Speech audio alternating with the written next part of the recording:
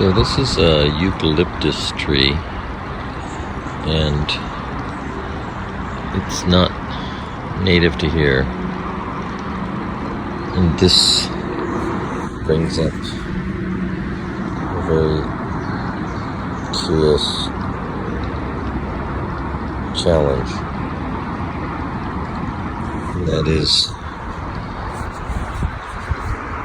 would the park people cut this out because it's foreign and they want to maintain indigenous species only? Or would they do what we do in human culture and